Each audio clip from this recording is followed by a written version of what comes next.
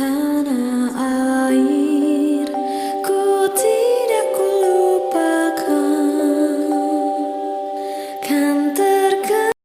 Assalamualaikum warahmatullahi wabarakatuh. Robi Srohli Sodri Wayasirli Amri. Wahlul Uqdatam min lisani yafqahu qauli. Selamat pagi rekan-rekan semuanya. Semoga rekan-rekan semuanya dalam keadaan sehat walafiat. Terima kasih kepada Bapak Taufan selaku dosen pengampu mata kuliah PKN telah memberikan kesempatan kepada kami kelompok 5 untuk memaparkan materi mengenai demokrasi.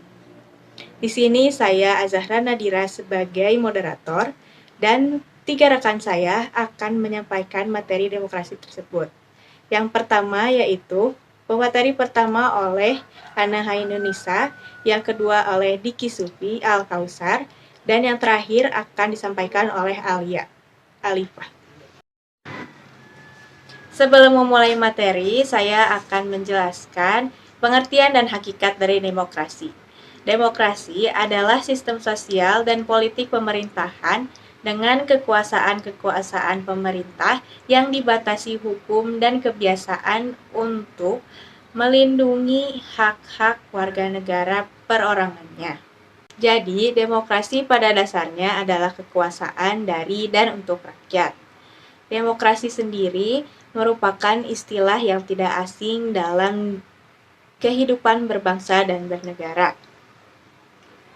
Hampir semua orang mengetahui atau pernah mendengar kata demokrasi. Dalam bab ini akan dibahas lebih lanjut tentang demokrasi tersebut.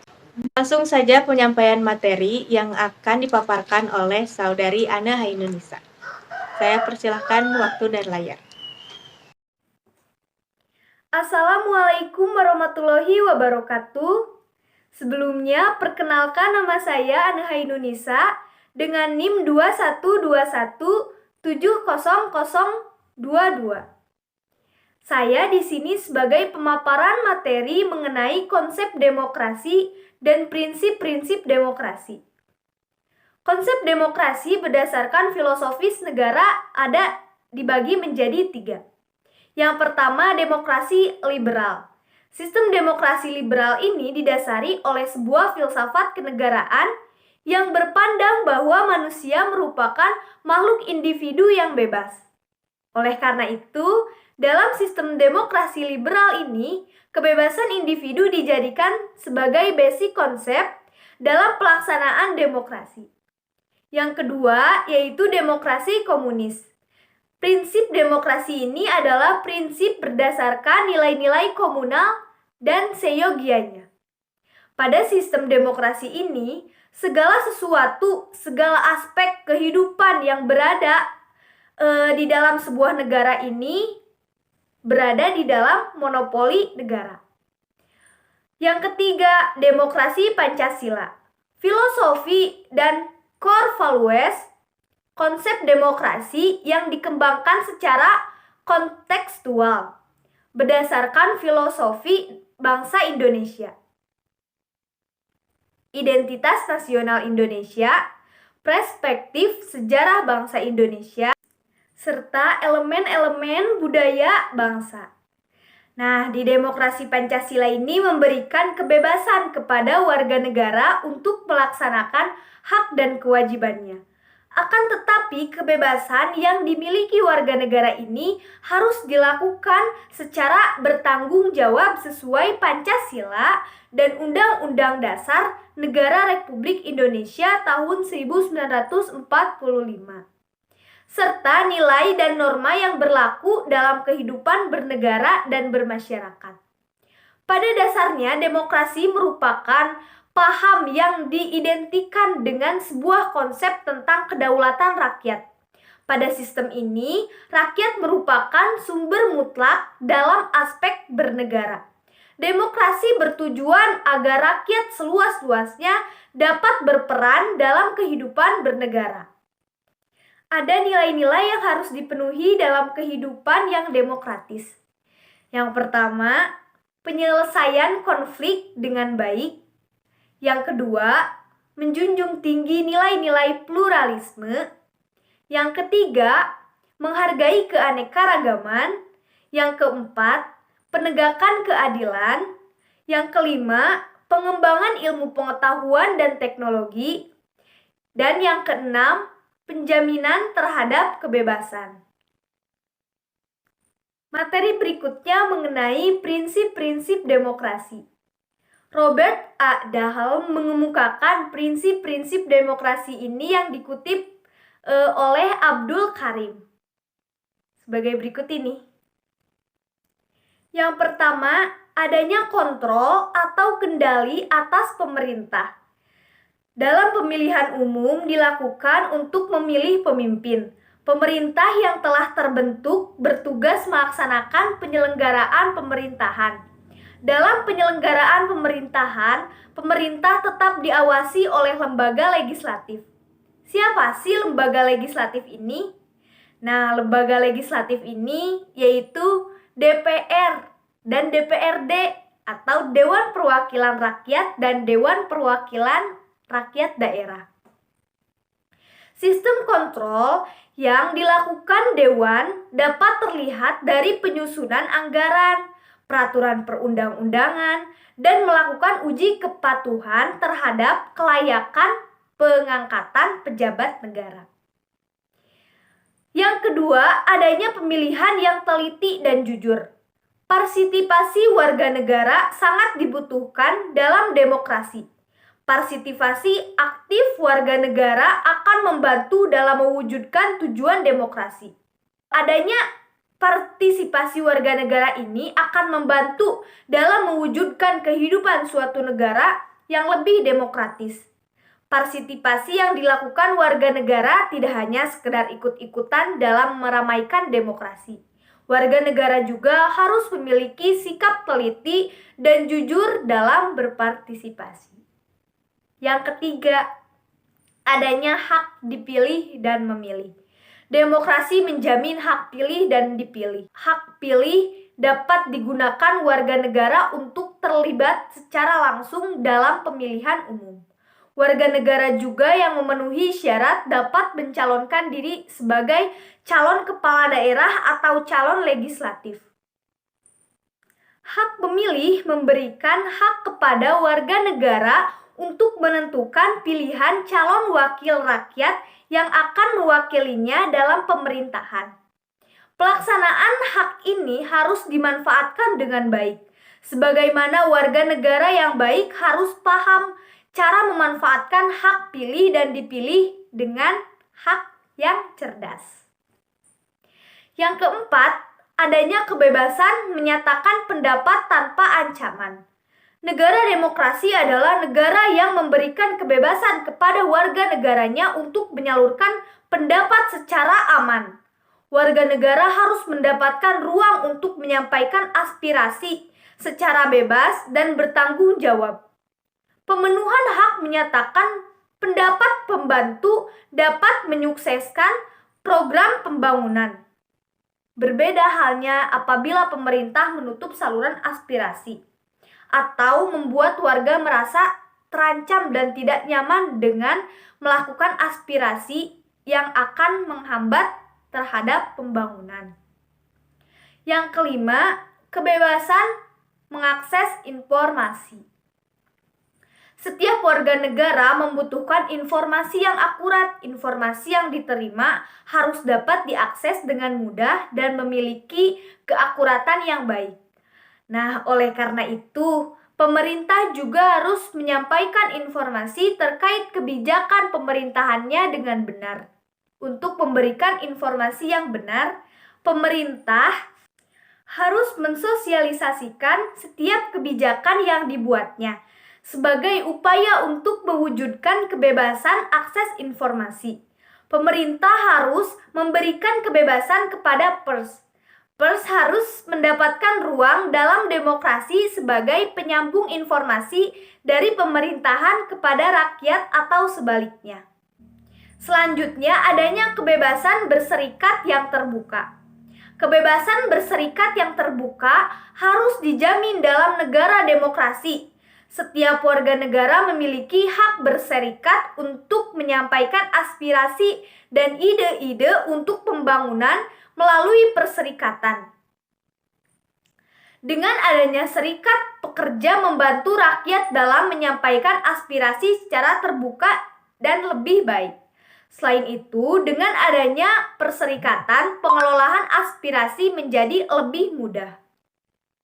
Untuk mendukung semua konsep demokrasi ini, perlu didukung dengan adanya sebuah lembaga negara, yaitu pemerintah yang bertanggung jawab, Dewan Legislatif yang mewakili golongan serta kepentingan rakyat, organisasi-organisasi politik yang memiliki prinsip yang kuat, pers yang bebas sebagai sarana menyampaikan informasi, sistem hukum yang dapat memberikan rasa keadilan. Ada juga nih menurut pendapat dari Zamroni, masyarakat demokrasi akan tumbuh kukuh dalam masyarakat yang memiliki kultur dan nilai-nilai demokrasi seperti toleransi. Kedua, menjunjung tinggi perbedaan pendapat. Yang ketiga, memahami hidup dalam masyarakat yang beragam. Yang keempat, terbuka dalam komunikasi. Yang kelima, menjunjung tinggi nilai-nilai dan martabat manusia. Yang keenam, mampu mengekang diri. Dan yang ketujuh, saling menghargai. Mungkin hanya itu yang bisa saya sampaikan. Selebihnya mohon maaf apabila saya banyak kekurangan dalam pengucapan kata. Oleh karena itu, saya kembalikan kepada moderator. Langsung saja kepada pemateri kedua, yaitu Diki Sufia Al-Kausar. Waktu dan layar saya persilahkan. Nah, selanjutnya ada landasan demokrasi di Indonesia. Landasan demokrasi di Indonesia yaitu terdapat landasan yuridis atau landasan hukum. Landasan yuridis yang pertama adalah Proklamasi Kemerdekaan 17 Agustus tahun 1945. Proklamasi dijadikan sumber yuridis atau sumber hukum karena proklamasi merupakan sebuah dasar lahirnya negara Indonesia. Proklamasi dianggap sebagai norma tertulis pertama setelah Indonesia merdeka, sehingga akan berdampak bagi terciptanya tatanan hukum yang baru dan berkeadilan. Nah, selanjutnya ada Dekret Presiden 5 Juli tahun 1959. Dekret Presiden 5 Juli tahun 1959 dijadikan landasan yuridis karena terhambatnya penyusunan Undang-Undang Dasar yang baru dianggap menjadi sebuah ancaman bagi kondisi ketatanegaraan Indonesia. Untuk itu, Presiden menerbitkan dekret yang berisi pengambilan sebuah keputusan penting di mana Undang-Undang Dasar yang menjadi hukum dasar negara Indonesia yang bersifat sementara sudah tidak diberlakukan lagi dan Indonesia kembali menggunakan Undang-Undang Dasar 1945 sebagai hukum dasar negara Indonesia yang di dalamnya terdapat konsep dasar demokrasi di Indonesia. Nah, selanjutnya ada Supersemar atau Surat Perintah 11 Maret tahun 1960. Supersemar sebagai sebuah kebijakan yang dianggap sebagai babak baru sistem pemerintahan di Indonesia. Beberapa pendapat beranggapan bahwa Supersemar mampu mengembalikan supremasi Pancasila dan Undang-Undang Dasar 1945 sebagai landasan yuridis yang menjalankan kehidupan yang demokratis. Selanjutnya ada pembukaan Undang-Undang Dasar 1945. Nah, pembukaan Undang-Undang Dasar 1945 pada alinea keempat, terkandung sebuah makna yang menjadi dasar pengembangan demokrasi di Indonesia, dengan makna bahwa di Indonesia sendiri terdapat sebuah konstitusi yang berkedaulatan rakyat dengan berdasar kepada ketuhanan yang Maha Esa, kemanusiaan yang adil dan beradab, persatuan Indonesia, kerakyatan yang dipimpin oleh hikmat kebijaksanaan dalam permusyawaratan perwakilan, dan juga bersama mewujudkan keadilan sosial bagi seluruh rakyat Indonesia. Nah, dapat disimpulkan bahwa pembukaan Undang-Undang Dasar 1945, terutama alinea keempat, menitik beratkan pada jalannya kehidupan demokrasi dan nilai-nilai Pancasila. Selanjutnya ada Pasal 1 Ayat 2 Undang-Undang Dasar 1945. Landasan yuridis atau landasan hukum mengenai demokrasi tercantum dalam Pasal 1 Ayat 2 Undang-Undang Dasar 1945 yang berisi kedaulatan berada di tangan rakyat dan dilaksanakan menurut Undang-Undang Dasar. Nah, dengan ini sudah dibuktikan bahwa negara Indonesia dalam menjalankan roda kehidupan berbangsa dan bernegara menggunakan prinsip demokrasi. Setelah itu ada Pasal 28 Undang-Undang Dasar 1945. Pasal 28 Undang-Undang Dasar 1945 menyebutkan bahwa rakyat Indonesia atau warga negara Indonesia bebas untuk berkumpul, mengeluarkan pendapat, baik lisan maupun tulisan, ataupun bentuk-bentuk lainnya. Nah, selanjutnya ada periodisasi demokrasi di Indonesia. Demokrasi di Indonesia terbagi menjadi beberapa bagian atau beberapa tahap. Yang pertama ada periode 1945 sampai 1959. Yang selanjutnya ada periode 1959 sampai 1965. Dan kemudian ada 1965 sampai 1998.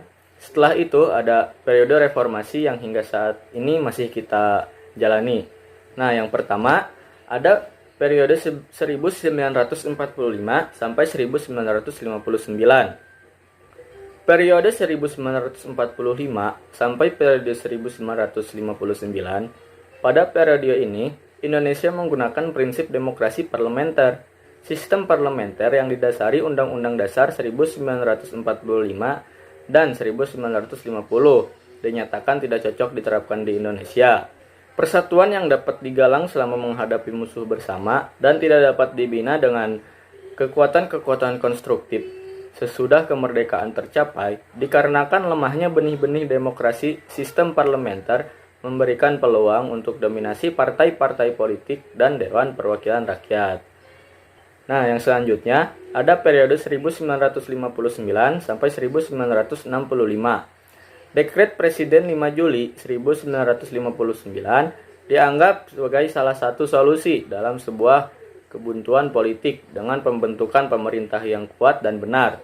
Pada periode ini, pemerintah dalam menyelenggarakan pemerintahannya menganut sistem demokrasi terpimpin. Demokrasi terpimpin memiliki konsep di mana segala aspek kehidupan bernegara dalam kendali presiden.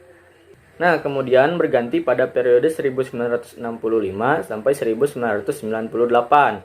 Seperti yang kita ketahui, pada periode ini dikenal dengan nama Orde Baru. Periode ini ditandai dengan bergantinya rezim pemerintahan Orde Lama menjadi Orde Baru.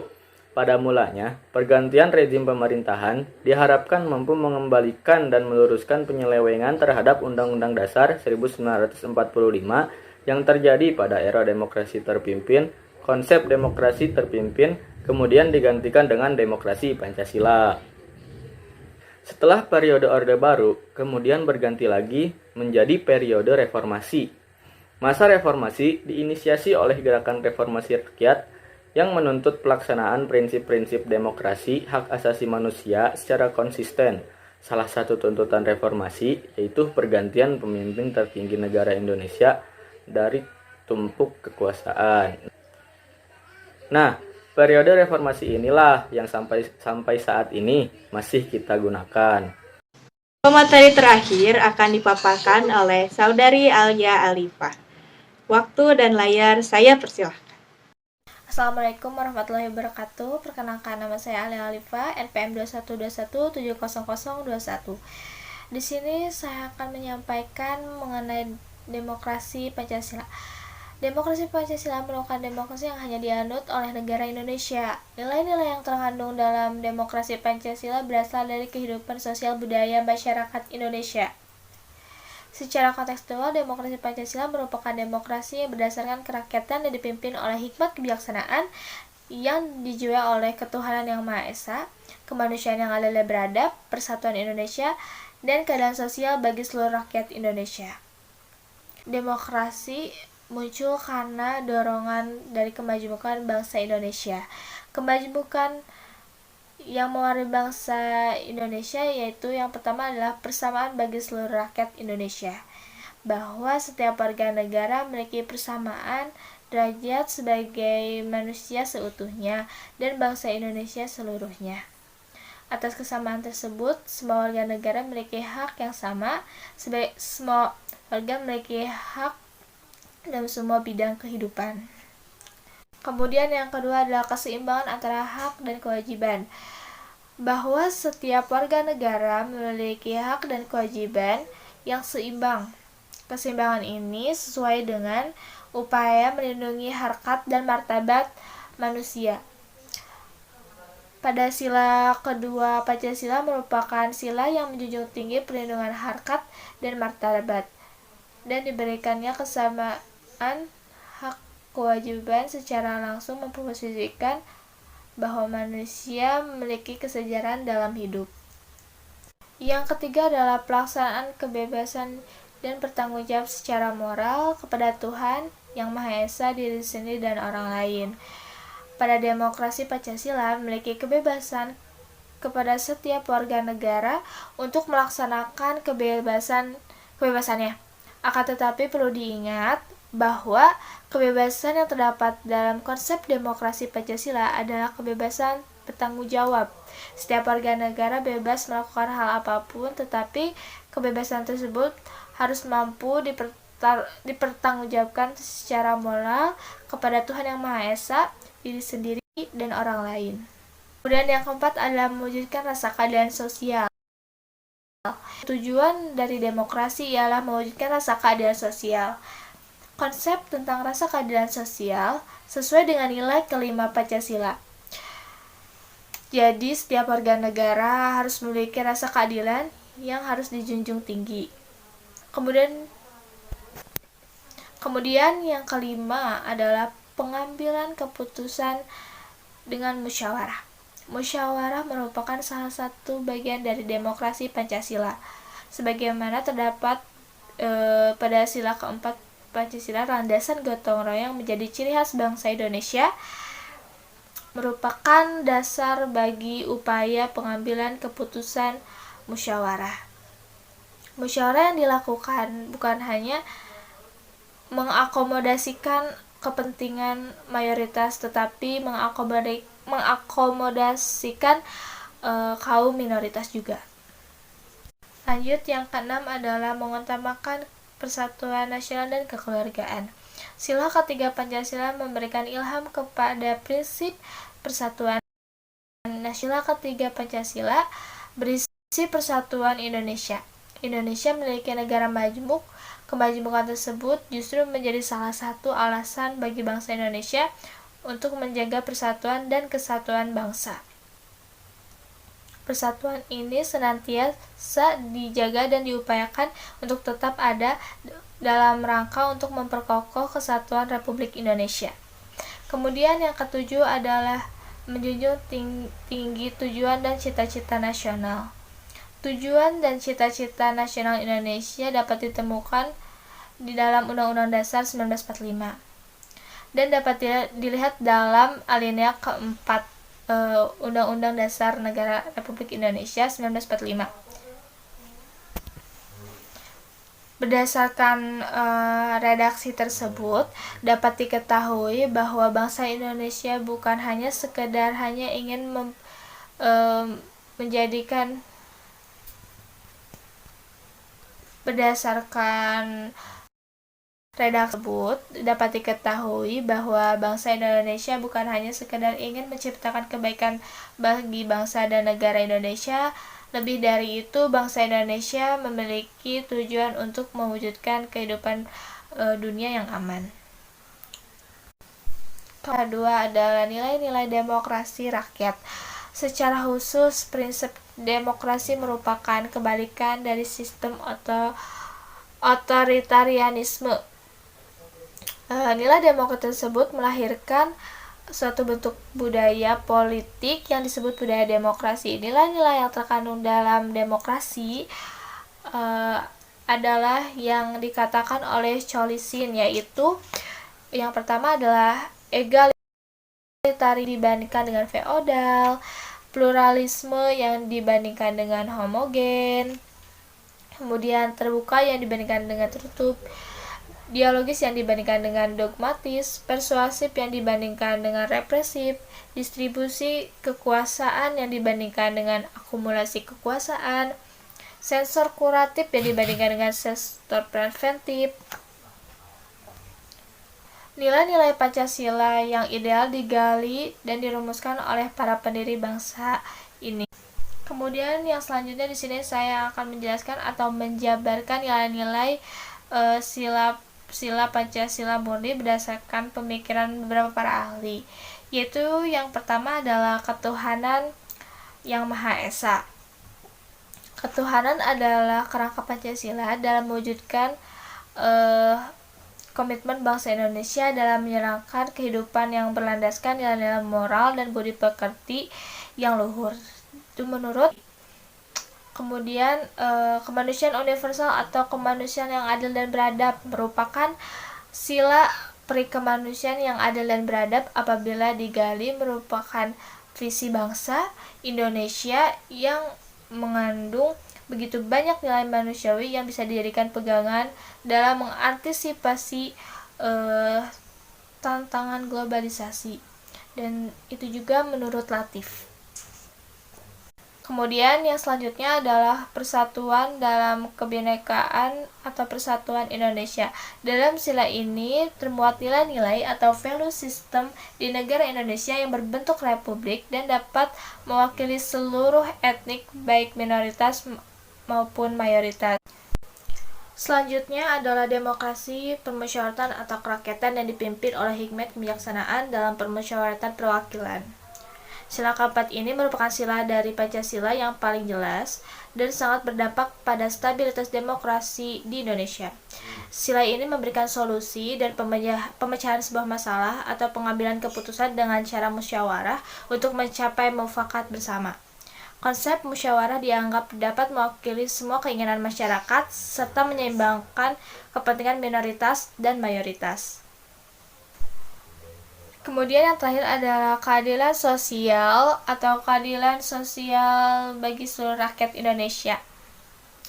Ini menurut Syarbaini menyatakan bahwa keadilan sosial merupakan keadilan yang berlaku dalam segala bidang kehidupan baik material maupun spiritual. Makna keadilan sosial menurut Syarbaini menyatakan bahwa keadilan sosial merupakan keadilan yang berlaku dalam segala bidang kehidupan baik material maupun spiritual. Makna keadilan sosial yang diharapkan bukanlah makna yang diharapkan sosial yang disamaratikan dalam konsep sosial yang diterapkan di negara-negara yang menganut sistem komunis. Keadilan sosial mengandung makna keseluruhan antara kehidupan individu dan kehidupan bermasyarakat. Sekian dari saya, mohon maaf bila ada kesalahan kata. Wassalamualaikum warahmatullahi wabarakatuh. Alhamdulillah pematerian kali ini telah selesai dipaparkan. Kesimpulan yang dapat saya ambil, saya membawa kutipan dari Abraham Lincoln. Beliau mengatakan bahwa demokrasi itu adalah pemerintahan dari rakyat, oleh rakyat dan untuk rakyat. Sekian presentasi dari kelompok 5. Mohon maaf bisa terdapat kesalahan karena kami juga masih dalam proses belajar. Sekian dari kelompok kami. Panjang umur demokrasi, jaya Indonesia. Assalamualaikum warahmatullahi wabarakatuh.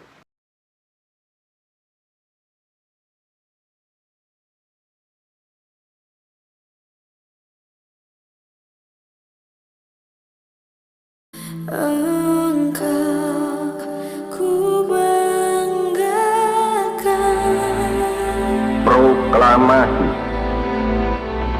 Kami, bangsa Indonesia,